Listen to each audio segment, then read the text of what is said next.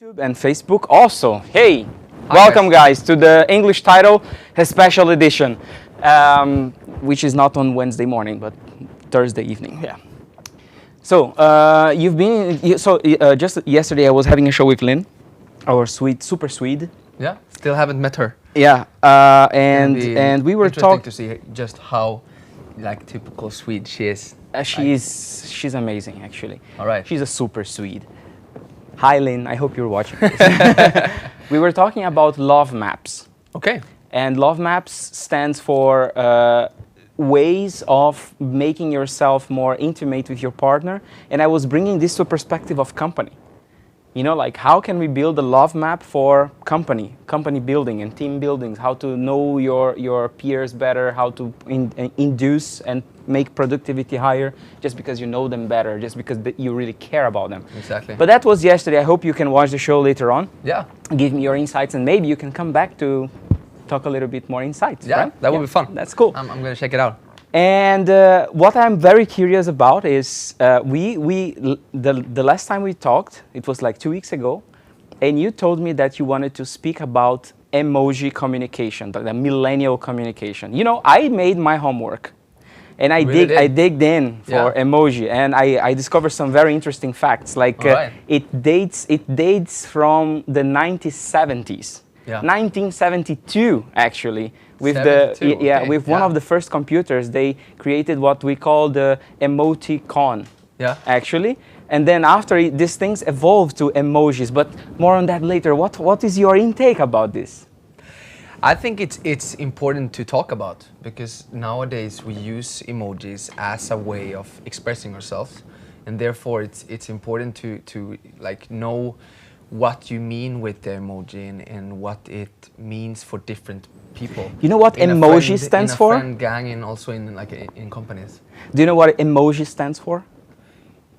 Something with emotion, like emotions, but I can't the entire. Actually, yes, it's not wrong, but it comes from the Japanese. Actually, it's a mixture or a concatenation of two words. It's e for picture or image, and moji, which is communication with feelings. Okay.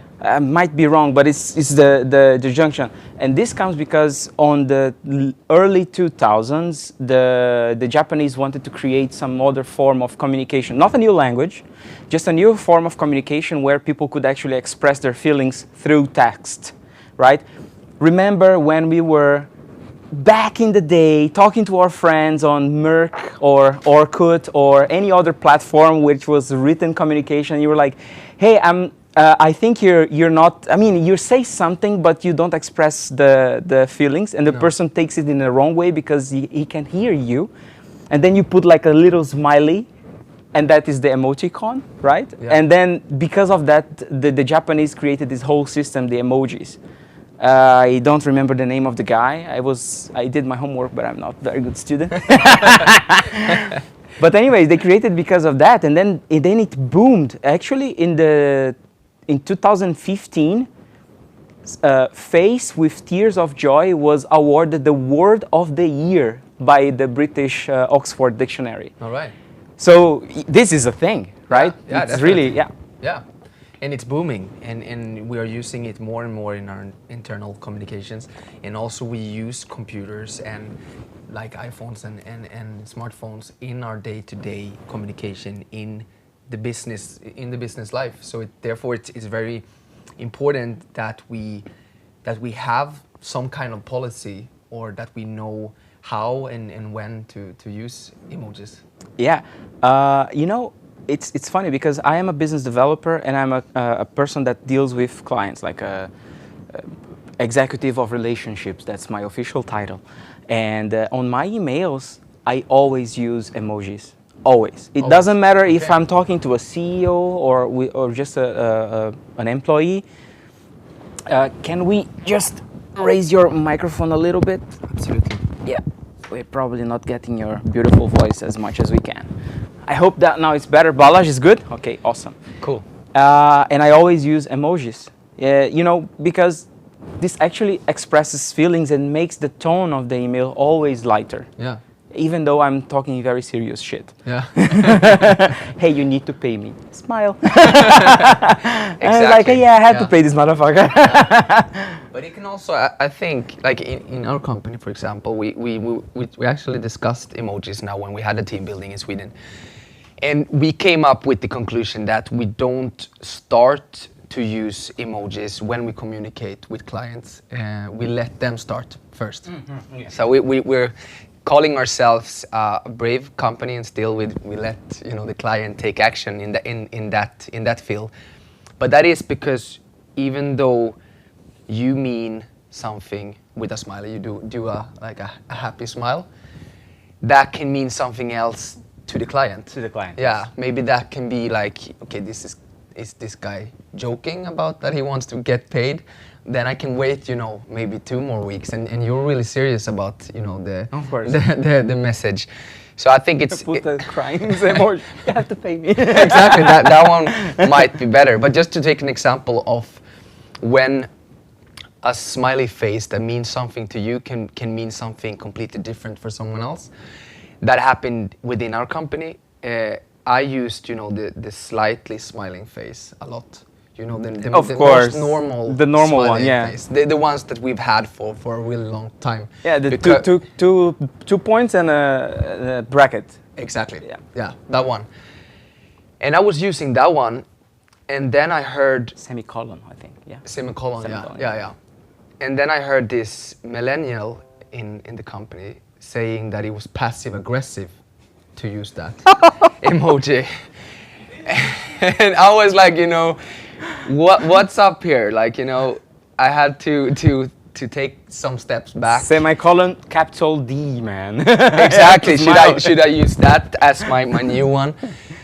And I realized, that was the point when I realized that we need to discuss this within a company, because when I do that a lot. So if people think that I'm passive aggressive when I'm doing it, then we have a challenge here. But you know that the Nordics are known for being passive aggressive. Yeah. In general, yeah. Like if you go to a metro, for example, and you step in front of someone, they will not say anything, but they will look at you in a way that you're being really ripped off. Your head is being ripped off. Yeah. But they will say nothing because they are super polite and therefore passive aggressive.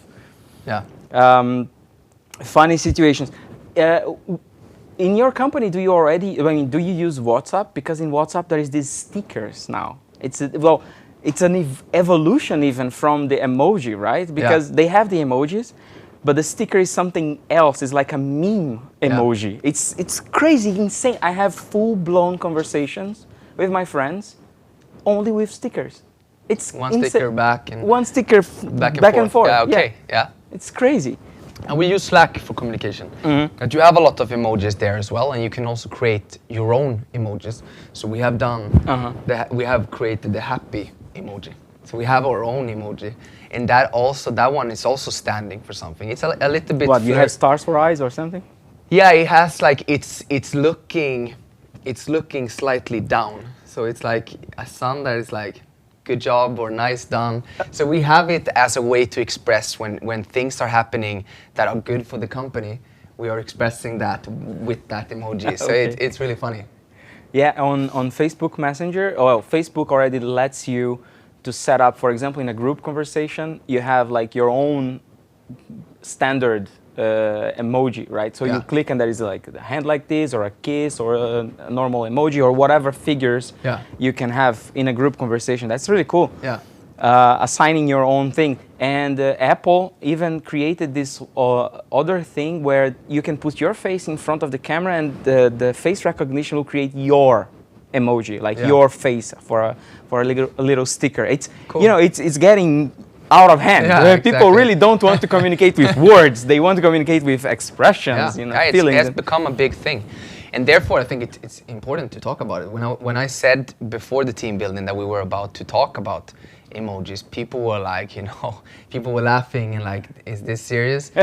But we had this kind of like serious thing that happened. We had an intern starting in the company, and our CTO, he's not old, but he's 36. So he hasn't he hasn't been growing up with using a lot of emojis, so he barely use any emojis.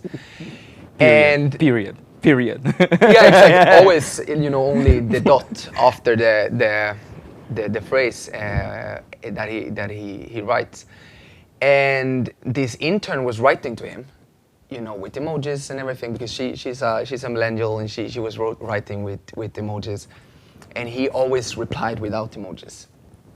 And she thought that he was pissed on her, like that she did something, and that went on for, I think, like a month, that she avoided to initiate a chat with him, just because she felt that maybe he's angry at me, or maybe something is happening, or maybe I did something.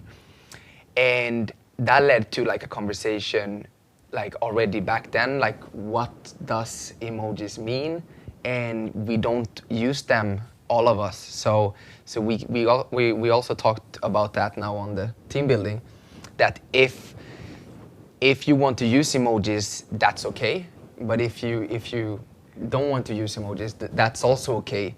And that people are coming from different backgrounds, and for someone it's really common to use emojis, and for someone prefers not to. How does that, I mean, okay, so you can place kind of rules inside of a company, right? But when it comes to communication, we know that communication is noise in two ends, and then how you interpret that noise, right? So, but the two ends need to be aligned for the noise to be comprehensive. I mean, I'm not saying the right concept here, but you understand that it's like, if I tell you something and you understand, then we are having a communication. Yeah. If I just shout here and you're not understanding anything, if I say Portuguese words here and you are not understanding, we are not communicating. I'm just babbling something and you're just nodding. Exactly. And how do you create kind of a rule inside of the company that, okay, so the rule now is that we are going to communicate. It doesn't matter with what kind of medium or language, not language, language is a different thing, but what kind of ways of communicating you're going to use, but this is the official one. Like, what is the biggest challenge here? I mean, it's just a generational kind of thing, or? I think you have to understand that you have different generations within the company. So for like millennials, for example, they have been told since the very start of their life, they have been told that they are like special, and they can do whatever they want. That would be my second question, actually, about the millennials, right? Yeah. Balázs, how long in time are we? I mean, how much time do we have? We are 13. 13, okay, cool. Okay. Millennials, so let's talk a little bit about the millennials. Yeah. In Brazil, we have an expression, you are either roots or you are Nutella. Okay. If you're roots, you're rooted on the ground, right? But if you're Nutella, you're just soft and sweet. Okay, yeah. And people say that the millennial and the Y generation, they are very Nutella. Yeah. They're not really roots, No. So I think that this explains a lot, but of course you cannot generalize a whole generation because of that. No. But in general, to communicate with millennials, as you just said, you have to always say that they are special. You have always to nurture them because, well, everybody tells them that they are special, but they're just +1. Yeah. How do you address that? Not only in your company, but in the companies that you have your service in, and where you account or consult companies for. Exactly. I think it's important to talk about like that work environment sometimes can be a bit tough, because a lot of millennials, they have been told that they are special without doing something. They haven't had to put in an effort to become special. By the way, millennials, you are special. You just have to show, okay? Exactly. And they need to hear, like, I think they have a bigger need of hearing, just how special they are than older generations. And therefore, I think, emojis are even more important for them, because if you don't have that smiley face saying that, this text was good, then they might feel, insecure and like, what did he mean with this? When you had the situation with your interns, were they Swedish, or they were like from different cultures? Swedish in that case, but I have seen the same thing, no matter like what background they have. I see. No, I was just trying to address if this is something from cultural background or generational background, but Yeah. apparently it's a generational thing. I think mostly generation, but like there are like differences, of course, but mostly I would say it's a generation thing. Yeah. All right. Are you a millennial and you disagree with this? Are you a not millennial and you agree with this? Please leave a comment below. Let us know. And as always, if you want to see more of this kind of content, please subscribe to our channels. Andre, can I count on you to come back any other time to talk a little bit more about millennials, happiness at work, and other types of culturally not so much addressed topics that are really interesting, because I really love talking to you, man. So you could be like a regular Absolutely. here. Yeah? Yeah, I would be happy to. Thank you very much for being here today. Guys, thank you very much for being here in the English title, a special edition in Thursday evening. And see you next Wednesday. Bye. Bye.